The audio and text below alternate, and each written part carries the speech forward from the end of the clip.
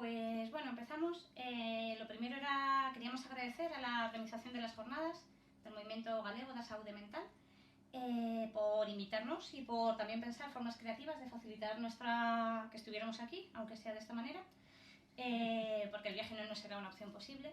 Y además que de ahí rescatar que me parece esperanzador, que muchas prácticas anquilosadas también, si pudiéramos pensar cosas más creativas, igual abriríamos caminos posibles también en cosas de las que estamos hablando en la jornada. Y bueno, pues seguir con las presentaciones. Aquí a mi lado, a mi vera, tengo a Marta Plaza, activista loca. Están varios colectivos relacionados con salud mental, bueno, con activismo loco, por así decirlo. Y aparte ha escrito muchos textos de referencia, Picar Mancín, El Salto y demás medios. Y Anita Botwin es periodista, muy activa en redes sociales, seguro que varios la conocéis de allí, y escribe sobre todo sobre feminismos, diversidades funcionales y también muchas veces desde su propia experiencia. Y la ponencia que traíamos cortita, intentamos, es nuestros cuerpos como campos de batalla también en salud mental, esterilizaciones forzosas, salud reproductiva y otras violaciones de nuestros derechos. Y bueno, podemos empezar a hablar por esta incapacitación judicial de la que estamos hablando, ¿no? Porque muchas veces supuestamente el motivo de hacer esta incapacitación es proteger proteger, ¿no? Con esta idea de la protección y de ahí sale esa supuesta idea de tutela, ¿no? Que nosotras pues vamos a un poco a ver qué hay detrás de todo esto, ¿no? Entre otras cosas hay sesgos de género. Nosotros vemos sesgos de género que a las mujeres nos va a afectar sin duda a la hora de la incapacidad. Ya que se los ven más frágiles, con más necesidades de protección en el imaginario colectivo, más vulnerables y demás. Y bueno, además, claro, se supone, ¿no?, que si la idea es proteger al que no puede protegerse por sí mismo, luego vemos que muchas veces la supuesta protección no es tal, ¿no? Que una incapacitación judicial muchas veces se traduce en nuevas violaciones de nuestros derechos, ver restringidos otros derechos generales, ¿no? Como la gente incapacitada que ha recuperado el voto ahora en las elecciones de abril. También sobre nuestro propio autoconcepto, ¿no? ¿Cómo te ves tú a ti misma si alguien te ha incapacitado? ¿Qué dice eso sobre ti? ¿Cómo puedes después de eso intentar coger riendas sobre tu vida? Cuando la gente te ha tratado como un menor de edad, teniendo en cuenta además cómo tratamos a los menores de edad en esta sociedad, que ya les privamos de voz también. Y bueno, y también habíamos puesto por aquí las dificultades además que tiene echar atrás una incapacitación cuando ya se ha establecido, y que incluso a veces la Fiscalía, ¿no?, en la memoria del 2018, ella misma avisa de algunos de los riesgos, ¿no? Dice que uno de los problemas que se están encontrando es que hay familias que acuden porque se les impiden injustificadamente tener contacto con las personas con discapacidad que están tuteladas, a pesar de que tanto el familiar como la persona tutelada quiera mantener el contacto. Entonces, el riesgo de privar a las personas con discapacidad de la comunicación con personas del entorno familiar o social.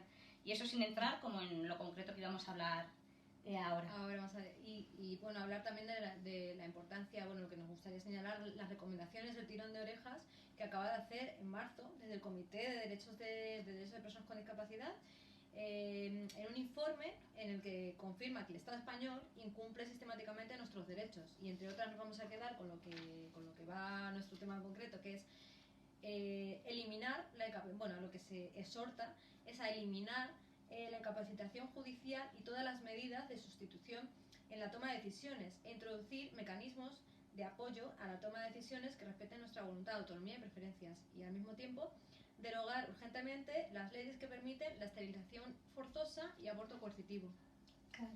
En cuanto a la incapacitación judicial, también cabe preguntarse en qué medida va a ayudar a ninguna mujer a perder de forma prácticamente irrecuperable el control sobre su capacidad de decisión, siendo incapacitada, ¿no? Y cómo este doble juego, este mecanismo de supuesta protección, al final es un mecanismo también de control, ¿no? Que tiene mucho que ver también con lo patriarcal y con lo que hemos vivido anteriormente, pues cuando las mujeres pues trabajamos junto no éramos, digamos, protegidas, pero al mismo tiempo éramos controladas por nuestros antiguos maridos. Bueno, claro, es un poco la idea de que estábamos más protegidas las mujeres en la época en que había un montón de cosas que no podíamos decidir nosotras y que las decidían nuestros maridos, padres, hermanos.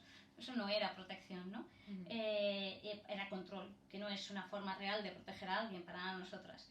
que las hay, pues eso, desde el trabajar junto a nosotros, diseñar pactos, emplear tiempo. Y si son las estructuras lo que no permite que eso se dé, ¿no? Las estructuras laborales que se tengan o la estructura social no permite, pues igual que nos haga pensar si estamos vulnerando el derecho a la autonomía y el derecho a la salud y los derechos reproductivos de quienes supuestamente debemos proteger o debéis proteger, en razón de es que no tenemos tiempo. Pues, luego, y bueno, luego además podemos hablar también de los riesgos, ¿no, Marta? De los riesgos de las esterilizaciones forzosas. Sí, sobre las esterilizaciones forzosas, además del riesgo obvio de una intervención quirúrgica, ¿no? A mí sí que me llama la atención. Supuestamente se hacen por un supuesto interés superior de la persona a quien se esteriliza contra su voluntad, que ya como idea es curiosa. Pero un argumento que se suele utilizar es que protege de supuestas violaciones. Y a mí me llama mucho la atención, me parece una falacia, porque protegerá a los supuestos violadores. Pero ante posibles abusos y violaciones, si hacemos una esterilización quirúrgica, lo que estamos haciendo es invisibilizar el producto que pueda haber de ese abuso y violación, ¿no? Porque vamos a impedir un embarazo, pero igual el abuso y la violación continúan. Y de hecho, muchas esterilizaciones forzosas se solicitan desde los entornos familiares, muchos abusos se cometen desde los entornos familiares, en fin. Y luego, bueno, pues eso, que alguien a quien se le haya esterilizado y no vaya a saltar por los aires la situación que está viviendo, porque no va a haber un embarazo, quedaría su testimonio, pero bueno, ya sabemos lo que se hace igual, ¿no? Con los testimonios de las personas psiquiatrizadas y de las mujeres en general ya nos cuesta que se nos creen, que se nos crea, de las mujeres locas ya, más todavía, y de una mujer que hayan podido incapacitar, pues no la va a creer nadie, ¿no? Se cuestiona en absoluto, yo diría, ¿no? Y además, curioso, ¿no? También esto que estabas comentando, Marta, que es cierto que además se ocurre mucho en los entornos familiares, ¿no? O sea, sí. Es cierto que yo a veces he intentado contactar para tener datos a nivel periodístico, informativo, y me ha sido imposible contactar con personas que, primero, ellas las incapacitadas, ¿no? Porque tienen miedo, a veces, algunas incluso ni lo saben, ¿no? Pero otras pues tienen miedo. Y luego por otro lado es que muchas veces son los familiares también los que a veces también forman parte de esas violencias, ¿no? Entonces bueno, yo creo que es importante ver qué hay detrás de todo esto y demás. Y hablando de datos, más o menos podemos decir que hay unas 100 personas al año a las que se esteriliza de manera forzada, es decir, sin su consentimiento, una vez más. Y esta práctica destruye la voluntad de las mujeres con discapacidad, la posibilidad de tomar decisiones respecto a un plan de vida y una vida plena también, ¿no? Y supone la cosificación del cuerpo. Entonces, ¿qué pasa con las mujeres con discapacidad? Que no encajan en los modelos de maternidad establecidos por la sociedad, y como no encajan, pues cortamos por los sanos, por así decirlo, ¿no? Entonces, bueno, también ahí entramos en el tema de las buenas madres, que bueno, luego si nos da tiempo podremos hablar más sobre esto. Y bueno, también es decir que las elecciones están además tipificadas como delito, es decir, que se están cometiendo un delito según el Convenio de Estambul. Que bueno, vamos a ver si hace caso, se hace eco, parece ser que el Ejecutivo se ha hecho eco, pero de momento está para el Gobierno español. Y sobre esto el Código Penal prevé además esta posibilidad en el caso de personas que de forma permanente, bueno, ¿por qué se hace supuestamente según el Código Penal esa incapacitación? Pues porque a personas que de forma permanente no puedan prestar en modo alguno el consentimiento con el objetivo de salvaguardar su mayor interés. Que volveríamos un poco a lo de antes, ¿no? Pero este interés, ¿en qué consiste? ¿A quién beneficia? Si ya hemos hablado de los riesgos gigantes que puede entrañar para el bienestar de la persona, esos riesgos le van a interesar a la persona incapacitada, a quien además se esterilice. Y además, bueno, que las esterilizaciones forzosas también sabemos que no solo se han dado en personas con diversidad funcional, ¿no? Que fuera de esto de su mayor interés, en realidad ha sido una manera también del poder de hacer que ciertos colectivos hubiera menos, como pasó con el colectivo gitano, o de someterles como una forma más de opresión. Y bueno, luego sobre la opacidad de los datos que ya os comentamos, sí que esto también visibiliza, ¿no? Pero sí sabemos que las afectadas son principalmente mujeres con problemas de salud mental, con discapacidad intelectual, otro tipo de discapacidad severa. De hecho, el Comité de Convención Internacional sobre los Derechos de las Personas con Discapacidad, en su observación general del artículo 6, por si lo queréis buscar, apunta que a las mujeres con discapacidad se les niega más su capacidad jurídica que a los hombres con discapacidad. Que esto también es un poco la pescadilla que se muerde la cola, porque muchas incapacitaciones se piden para favorecer, para facilitar la esterilización forzosa, y hay muchas más mujeres que sean esterilizadas porque también en esta sociedad, bueno, si un hombre fuera dejando embarazadas alegremente a mujeres y no asumiera la responsabilidad de esa paternidad, pues igual está socialmente aceptado que de hecho que pasa y que puede seguir pasando. En una familia que fuera la mujer la que quedase embarazada, de esta manera, la familia sentiría que sí tiene que hacer, bueno, pues que tendría que encargarse del bebé, etcétera, etcétera. Y esto, los roles de género al final, y el que los hombres se entiende que pueden ir dejando su semilla y no pasa tanto, y que una mujer en cambio que se quedase embarazada es un drama porque ya no iba a poder, y todo esto que luego también vamos a hablar. Sí, Pues al final eso, nos vemos las mujeres más en el juzgado y más en el quirófano. Exactamente. Y luego, pues, bueno, nuestra charla en realidad se llama ¿Por qué nuestros cuerpos son campos de batalla o como campos de batalla? Y Marta creo que va a hablar un poquito más sobre esto. Sí que quería, bueno, que la hemos llamado así un poco porque, bueno, nuestros cuerpos como campos de batalla también en salud mental, ¿no? Un poco por recuperar la consigna feminista que nos recuerda cómo el propio cuerpo de la mujer es algo que se ha visto reiteradamente sometido desde la sociedad. Hemos sido históricamente violadas, abusadas, encerradas, hemos sido juzgadas, cosificadas en razón del cuerpo, que o no llegaba a los cánones de lo que tenía que llegar, supuestamente, o si llegaba era sexualizado, visto como un objeto de satisfacción masculina y poco más. Se nos han robado a nuestros hijos históricamente, ¿no? En España todavía hay gente peleando judicialmente por los casos de bebés robados. Se nos ha patologizado nuestros sentimientos, nuestra feminidad. Se nos ha tachado de histéricas, de hormonales, por tener útero, o hormonas, que también las tienen ellos, pero por lo visto las nuestras deben ser peores. Pues son histéricas. Claro.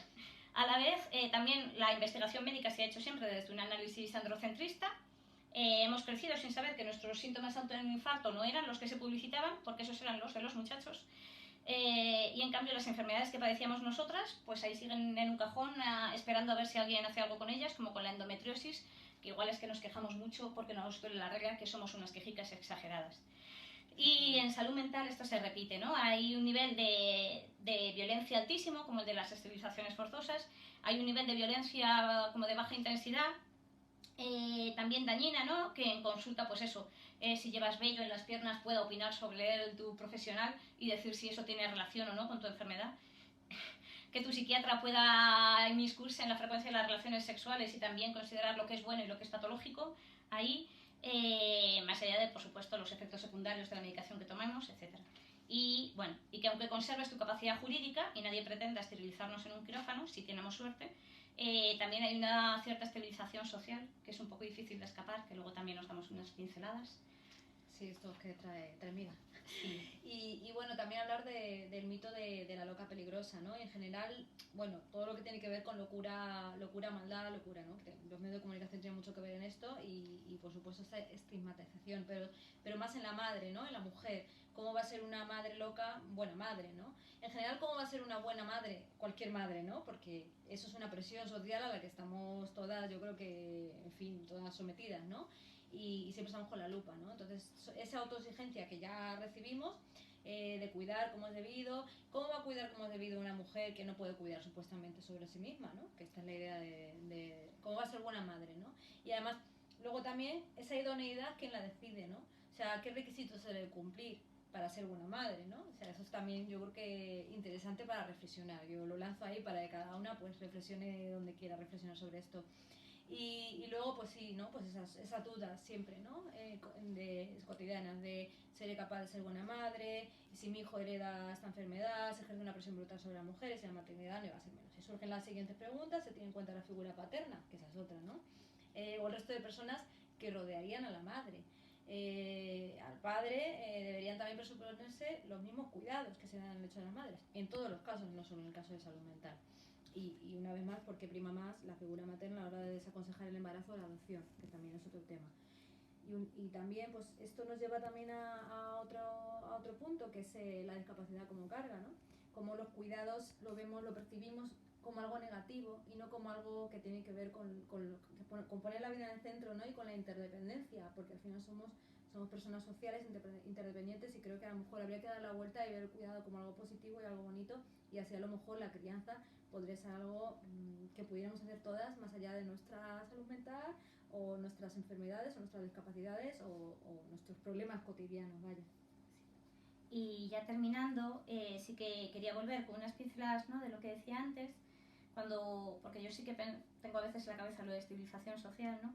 Que claro, que como negarnos nuestra maternidad no es solo esterilizarnos, ¿no?, o darnos anticonceptivos sin que lo sepamos, que desde luego también. También a base de decirnos que no somos capaces, que no podremos, que qué egoístas si podemos pasarle a nuestro bebé nuestro diagnóstico, a pesar de que no haya evidencia científica de que esto sea así. Que qué egoístas también si pretendemos que nuestro bebé tenga una madre como nosotras, a pesar de que luego te digan, pero tienes que tener ahí bien la autoestima. Y dices, pues me está costando. A pesar de que eso, bueno, de que si no somos capaces de cuidar de nosotras mismas, ¿cómo vamos a cuidar de otro? Además, con la medicación que tenemos, imposible. Bajarla, imposible. Probar a reducirla, imposible. Y bueno, pues es cierto que uno necesita muchos años al final para deshacerse de todas esas ideas que nos habéis colado o nos han colado en años y años de psicoeducación, y no siempre nuestro cuerpo nos espera, y es verdad que al final pueden tener razón y hayan hecho del embarazo algo imposible, ¿no? Pues porque cuando hayamos hecho un proceso de empoderamiento personal, a lo mejor es verdad que ya nuestro cuerpo no tiene capacidad de quedarse embarazado. Y luego quería recuperar la idea que decía Anita, que sea por precariedades, por la intensidad de las nuevas emociones, por responsabilidades, por carencias, por cansancios. En realidad, ¿quién puede ser madre solo? ¿Quién puede ser madre sola sin contar con las ayudas necesarias, ¿no? Igual de ahí, si partimos de que todas deberíamos tener más apoyos en esa situación de nuestra vida, seamos locas o no, seamos cuerdas o no, si necesitamos esa tribu de la que habla Carolina del Olmo en su libro ¿Dónde está mi tribu?, pues igual todas, también nos sería más fácil el pensar, claro, es que una persona con discapacidad, una mujer así sea como sea, así puede ser madre, pues igual como todos, con apoyos y en red. Y eso me hace pensar cómo de importantes son cosas que traemos desde los feminismos a veces, desde los activismos locos, a estos espacios que no son tan nuestros, pero bueno, que cuando hablamos de poder pensar maneras creativas que abran caminos nuevos, como hoy grabándonos para que podamos acompañaros de esta manera, cuando pensamos en poner los cuidados en el centro, no solo como algo abstracto, sino cuidarnos, acompañarnos, separándolo y superando de la noción de controlar. Cuando hablamos de la necesidad de tribu, de redes, en las que apoyarnos para la crianza y para criar mundos nuevos si hace falta. Y hablamos de grupos de apoyo mutuo, no solo como actividad de los martes por la tarde voy al grupo de apoyo mutuo, sino como una actitud vital, un posicionamiento vital desde el que entendemos que la competitividad, el individualismo nos ha encerrado, nos ha enfermado, y frente a eso tenemos el apoyo mutuo y las redes como actitud y eso, y posicionamiento vital. Y esto es un poquito lo que traíamos, los 18 minutos que nos hemos pasado 3 de lo que nos dijo la organización, pero espero que esté bien. Y sentimos no estar con vosotros para el debate y no haber sabido hablar galego. Para la próxima. Y bueno, y que esperamos que vaya muy bien el resto de la jornada. Eso es.